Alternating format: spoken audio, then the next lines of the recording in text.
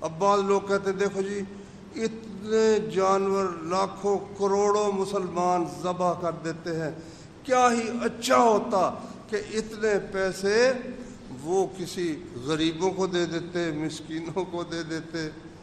نہیں، یہ ایک مستقل عبادت ہے، صرف صدقہ نہیں ہے یہ اللہ کے عطا کردہ جانوروں کو اس کے نام پر ذبح کرنا، خون بہانا ہے اللہ کے حکم کے ساتھ۔ جتنے پیسے مرضی خرچ کر دو، یہ عبادت ادا نہیں ہوگی۔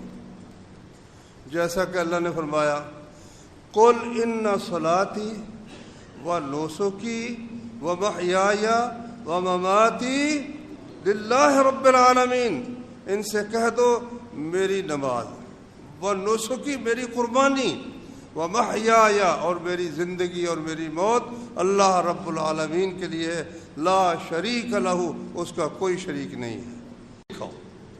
اچھا، میں بات یہ کر رہا تھا پہلے کہ کئی لوگ کہتے ہیں جی اتنے پیسے غریبوں مسکینوں کو، غریب مسکین کو دو گے وہ کوئی اور چیز خرید لے گا اپنی ضرورت کی، لیکن بنیادی ضرورت امیر لوگوں کے اس کی سمجھ نہیں آ سکتی۔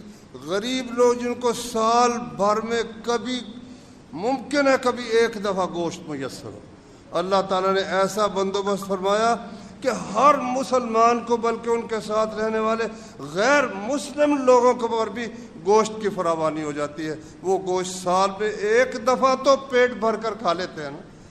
یہ اللہ تعالیٰ کا مسلمانوں پر احسان ہے، اور ساتھ ہی اللہ کے انعام کا شکریہ ہے کہ اس نے ہمیں یہ جانور عطا کیے اور ہم انہیں اللہ کے نام پر قربان کرتے ہیں۔